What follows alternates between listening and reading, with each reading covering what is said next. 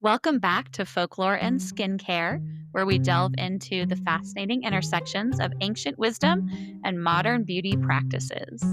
And today, Mindy, we are shining a light on a topic that's both old and cutting edge light therapy. Oh, I love a good glow up. Yeah. Are we talking about those LED masks that are everywhere now? Tell me more. Well, so it turns out that our fascination with the healing power of light goes way, way, way back. So, like for today's story, before we get too far down the rabbit hole, I want to pause with just a few definitions for this episode. I feel like we're going to be throwing these around a bit, and I just want to give everybody a little bit of guidance before we really dive on in, Good right? idea. So, for our purposes today, light therapy is going to kind of cover everything that we're talking about. Okay. Any treatments that use light, including like sun exposure for health reasons. Kind of an all encompassing. Yeah, light therapy, just going to cover all of it. When I'm talking about any of these other things like sun treatments, LED, infrared, all of those, light therapy. Got it. Phototherapy is defined as medical grade. Okay. And red light therapy, we'll mention that too. We'll talk about that a lot, like as a form of LED therapy that specifically uses red wavelength and or near infrared. Okay. Okay. And then there's also low level laser therapy that doesn't use LED, but a cold laser that helps stimulate tissues and helps with cell function. And then LED therapy, which LED therapy is a variety of wavelengths, right? Could be Right. red, blue, green, purple, white, whatever. Anything that we would consider to be on the visible light spectrum.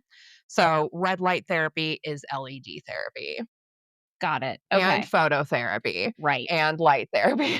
Right. Right. So now we've got like really specific terms like LED, red light, low level laser. Those are all specific.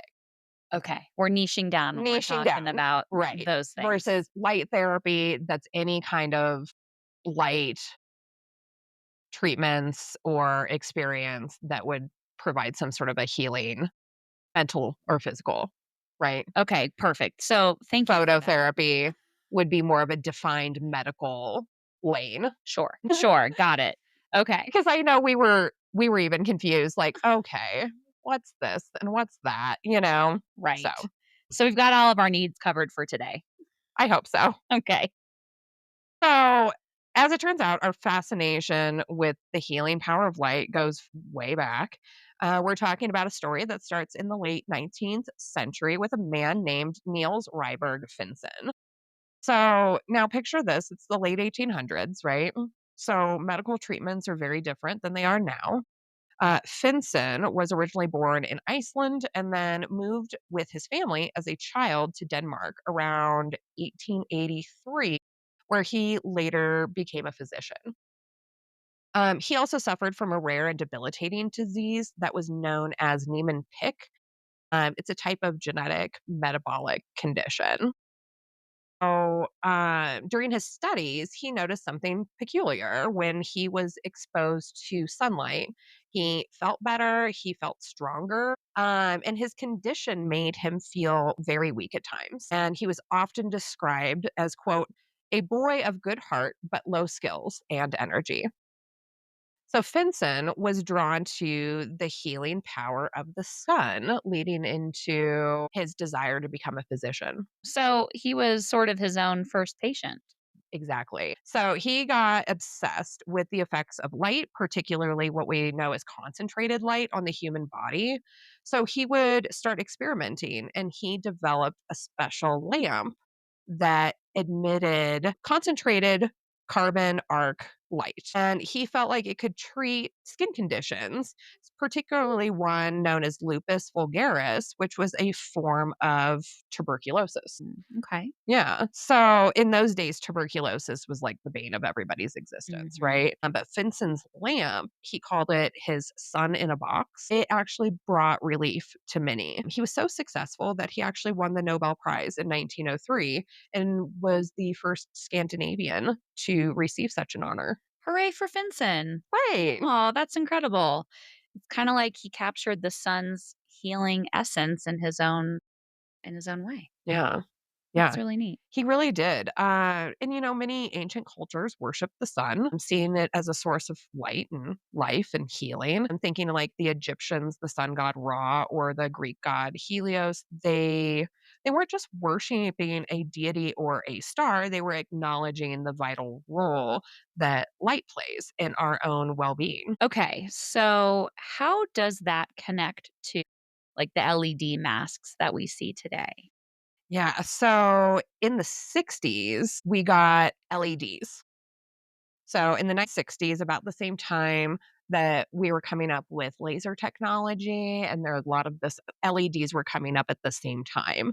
So LEDs stand for light emitting diodes. Today, we use LEDs to deliver specific wavelengths of light, like red or near infrared, to stimulate collagen production, reduce inflammation, and heal the skin. We've refined Finsen's sun in a box for the modern age. And you and I have talked about phototherapy is everywhere now, especially if you spend any time on social media. Yeah, I mean, yeah, we see so much advertising. It's funny that we're talking about how far back in history. I mean, you know, Truly. since the beginning of time we've had sun, right? And We've it's always like had, right. Obviously, we've always had the sun, and there's always been ancient cultures that have worshiped the sun in a variety of different ways and for different purposes. right. I just thought it was interesting how Finsen, being the type of person having the kind of condition that he had, he was just a very weak physically person. Mhm. Everybody said he was incredibly intelligent, that his mind, even in his weakest stages, his mind was always there. Like he Mm, always knew how to mhm. tap into his brain, even when his body was in a more weakened state. So I just found it really interesting that he felt the effects of the sun in such a way that he was like, there is something to this, Absolutely, right. and started developing this. Yeah. And now we have all of these different options. Yeah, LEDs being Um, everywhere now, hmm, like, we're kind of now, it's 2025 and we're yeah, at this place where we're, like, tapping into this ancient wisdom. right. Because now we know that there's a reason that sunlight feels good, right? And there's a reason why these cultures revered it the way that they did. And now we just need to get better at understanding the science behind it and understanding why. Just like with the sun, though, we need to be smart about it, right? Right, totally. I mean, sunscreen, people. Even though we love our LED masks, we still gotta protect ourselves from the real deal. Right. Of course, we talk about it a lot. It's all about balance. And the sun and light have really amazing benefits, but we also need to respect that power, right? Just like Finson did. And that's how modern light therapy was essentially born. But of course, the story isn't going to stop there. So we're going to move forward again. Okay. We're going to move from the 60s to the 90s, where we find ourselves in one of the most unexpected of places, outer space. What? How did we get there? I know, NASA. Yeah. In their quest to grow plants in space, actually began experimenting with these light emitting diodes, aka LEDs. They were trying to figure out how to provide the necessary light for photosynthesis in such a controlled environment. Oh, man, to think about plants in space. Right? Isn't that cool? It's fascinating. They made a remarkable discovery then while they were doing this. They had noticed that the wounds on the hands of the researchers were healing at a really accelerated rate. If they had Uh-huh. cuts, marks, bruises, these types of things, And so when they're handling the plants and they're under the and they're light, they were also reaping those benefits. that's amazing. Right? Shining a light on someone and having it heal their wounds sounds like science fiction a little bit. Yeah, more like a space science, right? NASA realized that the specific wavelengths of red and near infrared light emitted by the LEDs were stimulating cellular repair and regeneration. And they found that the light could penetrate deep into the tissues that promoted wound healing, reducing inflammation, and even combating muscle atrophy. So Wow. I thought that that was really interesting, especially in the challenging environment of space where microgravity can really hinder the body's natural healing processes. This was a game changer, and that's actually, like, where I got started, where I went down this rabbit hole Yeah. because Butch and Sunny just came back. Well, yeah. And so the 2 American astronauts that had just come back from the International Space Station, they were only supposed to be up there for like 9 days and ended up there for like 9 months or whatever, Right, right? exactly. And so they weren't physically prepared for a 9-month stint in space and all of the things that happen to your body, specifically where the microgravity comes into play.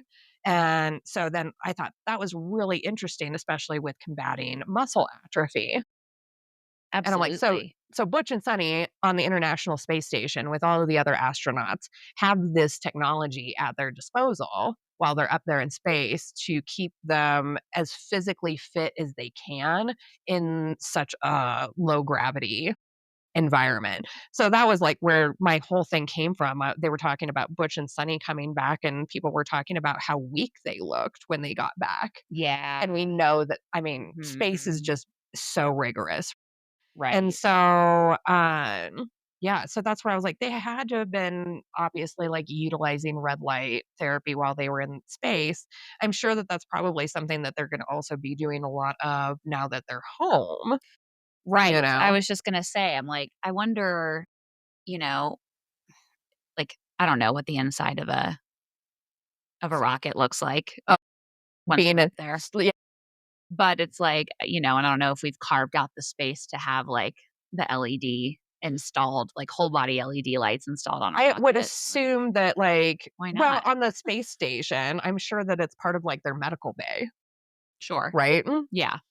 Yeah, makes sense. They can go in there and they're supposed to do these treatments, something like this. I would imagine that they would be doing at least once a day, maybe multiple times a day. Mhm. I love that NASA's research has really, like, pushed this technology forward. Yeah, absolutely. Their findings really help validate the therapeutic potential of red light therapy and then pave the way for its use in various medical and cosmetic applications right here on Earth. So, all of those LED devices that we now use at home, we owe a thank you to NASA for that. Thanks, NASA. Right. We love you. Yeah, it's a testament to the power of observation and endless possibilities of scientific discovery. And it shows that sometimes also the answers that we seek are kind of like right under our noses, are shining down from the stars. So cool. So, you know that I've been doing research on these masks myself and trying to understand the differences between the cheap masks and the expensive ones. Yeah. So, I thought we could maybe dive in a little bit because I know you and I, like, just because we're on the same wavelength all the time about a lot of things. Yes. We what was that, like, last week we came in and we're like, And "I did some red light. rabbit holing this weekend and research, Mhm. about LED," and you're like, "No way, I did too." Yeah, that we were both doing research for this on the same day and we hadn't even talked about it, Yeah. which was hilarious. Yeah, And that we even ended up on similar websites we really did. We sure in our research where we were looking for other folks that wanted to rank LEDs and whatnot out there on the market. yeah. So, So, when I first started going down this rabbit hole of research, one of the things that I first came across was, like, how is the everyday Jane or Joe going to be able to understand, which mask to get? Like, they wanna go down this aven this, you wanna buy something that's appropriate, right? You don't wanna waste your money on you wanna buy something. something that's effective. Yeah, you don't wanna spend your money on junk. We want something that's gonna work really well while also not adding, like, a vehicle payment. Right. Yeah, there's no need. There's no need for something to be, like, really expensive. There's a limit, though. There's, like, a range. Right, exactly. And so, and I think you probably came across this as well. There's a few that are just a little almost inflammatory in price. Yeah. That is just kind of like, how are you How justifying brazen. how are you justifying this price tag? So, Mhm. there's one that I came across that's, like, considered, like, best in tech, 'Kay. and it's called the Artemis LED eye mask. That sounds very space agey. Yeah, yeah, I well, mean, all of these masks right. look like you're going up into space, but Right, exactly. So, this goddess-esque mask and neck plate, because it kind of includes coverage over your neck and a little bit of like the top area of your décolleté. okay. So, with this price tag of $4,000, Ouch. not kidding, Ouch. $4,000, you get 1,080 density powered LEDs. That's a lot. That is a lot of LEDs, though. It's a lot of LEDs, so it begs the question for me, I'm like, are we so when we're looking at the cost for each of these masks that we come across, whether it's Amazon or whether we, like, are Right. going into these More professional. specialized what are we paying for? Like, is it the number of LEDs that are present in the Right. device we're using? This has long been a question by many folk in our industry. Because as you've said, you can't fake an An LED. an LED. Yeah.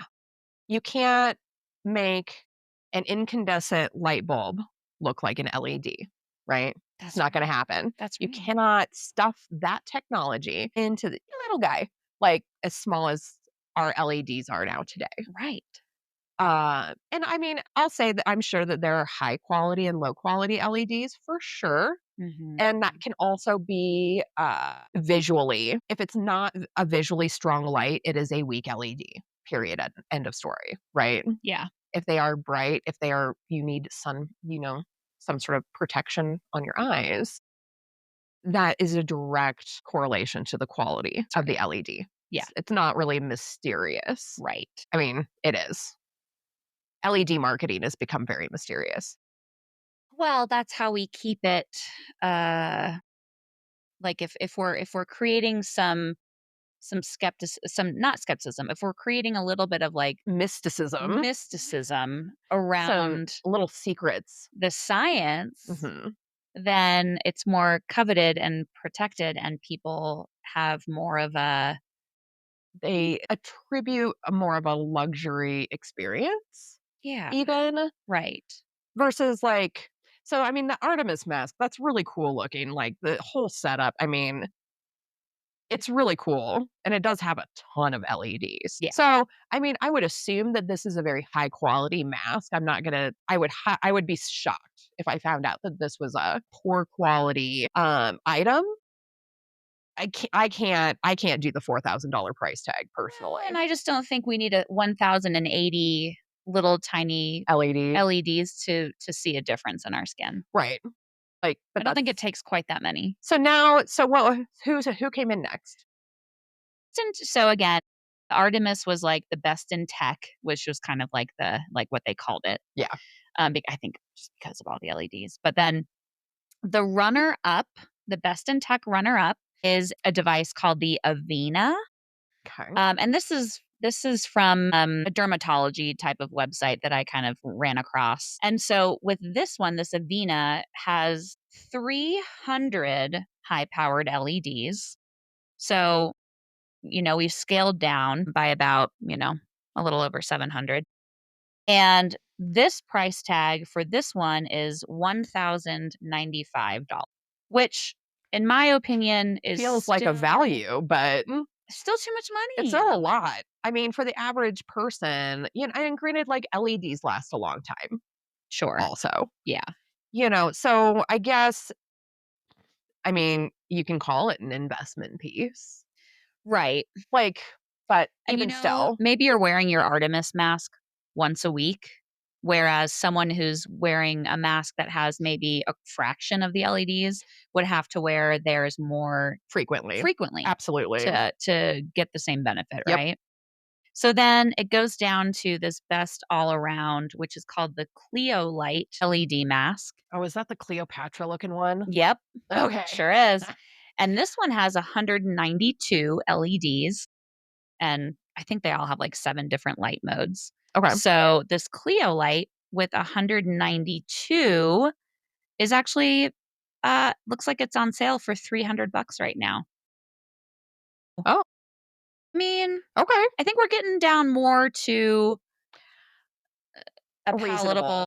Yeah, this is a lot more palatable. It's funny, as Glamour just came out with another article back in February about the best LEDs, Tell me masks more. also. It's interesting. Most of theirs, from what I found, it seems like a good high quality LED face mask for home that I would consider to be like an investment device is right in that $300 to $400 range. I would agree.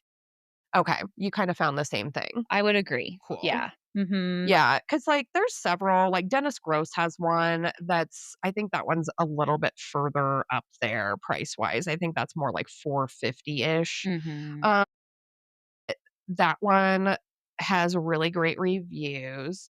Some Um trusted brands that, like, we know of from, like, treatment room stuff, like Totally. Soluma and Lightstim, Mhm. and Soluma is, like, for one of their home panels is, like, $800, Right. you Yep. know, and then if we're looking at, like, a bigger one for, like, treatment room use, they're almost around 1,000.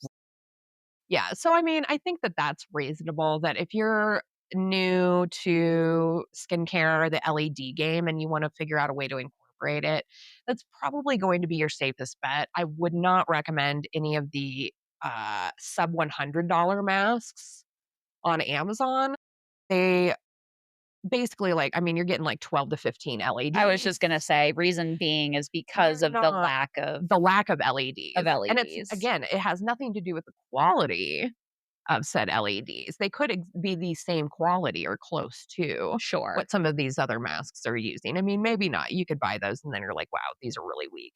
But Yeah. generally speaking, it's because there are fewer LEDs in the mask. Yeah. So there's things like that. And like, there's some other ones that are in that $150 range that would also be like good starter masks. Now, I don't think you're going to get a lot of bang for your buck in terms of treatment results. Right. But if you wanted to see if you could get yourself into the habit Yeah. Yeah. Yeah, of good point. using it, because like we've talked about this, these gadgets that we spend money on, and they only work if you use them, you know? Yeah. I have a lot of people that buy gadgets, but they don't do anything with them, And then yeah, exactly. Then you we've know? got resentment about the gadget itself, like And new face and I could have been using it and I didn't use it, and now things that are just sitting around on the shelf. So, So, yeah, I mean, if you have that kind of a personality type, like myself, that can't I find it really hard to do anything consistently, even taking my supplements. I mean, I have them in a week-long pill box, and my husband still has to tell me to take them, you know? So, if you're that kind of person, I would say spend your time with a cheaper LED mask to train yourself to get into the habit to of get into using the it, habit, to see if you can even get there, right? it's a really good idea. Versus, like, somebody like well, like yourself, you're far more committed to most things. You have far better consistency in so many things than I do that, like, you could probably go and spend, like, $400 on a really high quality LED mask, and you would just be like, "Yeah, and now I'm doing it every day." Great. And I Right. think that that would work fine for somebody that's more like your Totally. personality type, that you can make that decision to commit to something and you can, move Right. forward. Whereas, I mean, I am just chaos, you know? So, like other things in my life, I have to start small and train myself up to Right. that point. So, Yeah. I would have to buy a cheap LED mask and then commit to using it daily before I would allow myself to spend money on something higher quality. Right. That's gonna give you more bang for your buck. Yeah. Yeah. Yeah, and then, I I really like mean, that approach. I I think think that that that's that's if you're gonna do this, if you're gonna look at it, and it does need to be used daily, I think, in my own opinion. If yeah, you're gonna do LED for your skin benefits, daily is probably the best, I would agree. you I know? would agree. You can't really harm your skin Not with LED, no.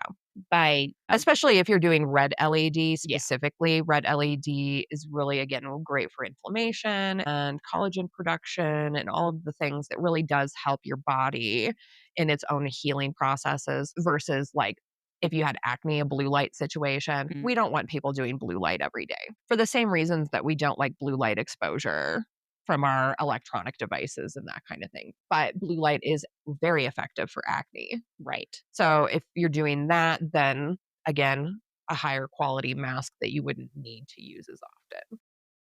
Yeah. Well, that's really good advice, Candace. I don't know, just little things that I was thinking about, the, like, I tips love and it. tricks that I'm like, if you're gonna do this, Yeah, this is the what I think you should probably do, totally. because most of these masks are a treatment time of about, like, 10 to 15 minutes. Right, which is kind of, it's like if we're incorporating this into a facial situation, Yes. we're usually doing it at the end, Yep. and it's, 10, 15 minutes that we Mhm. have someone underneath that light. Exactly. So, same thing that you would do at home. Yeah. So, I think Yeah, that that's probably good as far as, like, best practices, that kinda thing is concerned, but, it's LED masks, I think, are a really fun and palatable type of at-home treatment that we yeah, have now. And I mean, and you and I use it every single day. I mean, there's not one day that goes by that one of ours doesn't get turned on for something, right. you know? Yeah. So, Yeah, so if you guys have, if you're thinking about investing in a mask or a device and you want to toss it our way, absolutely. little Yeah. Send us a message. I mean, send like, us like, "Hey, I'm thinking about this one. What do you think?" yeah, we're open to those things. I mean, and we both have looked at so many now LED masks over the last couple of weeks, just seeing what was out there and what was available And because if you we don't need LED masks Right, here in the office. right, But again, we get asked about it all the time. right. And so So, and, also, if you found a really good one that you like to oh, use, I want to hear about I it. wanna hear all about Mhm. it. Absolutely. Yeah, The ones that you guys have found that you love, that you're really dedicated to, like, I like hearing about that as well. 'Cause yeah, those are the companies that we really want to hear about. yeah. Yeah, so the next time, you guys put on that LED mask, remember the journey that it took to get there, from 1800s physicians to the depths of space. And then, and more, better understanding of the sun's healing powers, That's right. but then also sunscreen, right? Also, remember to wear your We sunscreen. love the sun. Daily reminder to put your sunscreen on if you haven't yet. Right. If you're listening to this and you haven't had that daily dose of sunscreen, I suggest you go into your bathroom and get that taken care of. That's right. So, yeah. Well, thank you so much again, you guys, for tuning in. I hope you guys enjoyed this red light episode. It was certainly a interesting journey. Yeah. Join us next time Thank you so on, much for diving into the backstory. yeah, I it really was. liked it. I always love finding out like where some of these came from. I mean, a lot of people I know don't take the time, like we would have just gone back to NASA, Right. and that's cool, right? But we got to know about Finsen. But Finsen, yeah, and the whole like how he got there and all of that was just, I thought, really interesting. Absolutely. Well, thanks, Candace. Of course. Yeah. Join us next time on Folklore and Skincare. We'll explore another fascinating connection between ancient wisdom and modern beauty. That's right. Looking forward to it. Yay! All right, you guys, stay safe, stay hydrated, and we'll see you next time. Have a good day. Bye.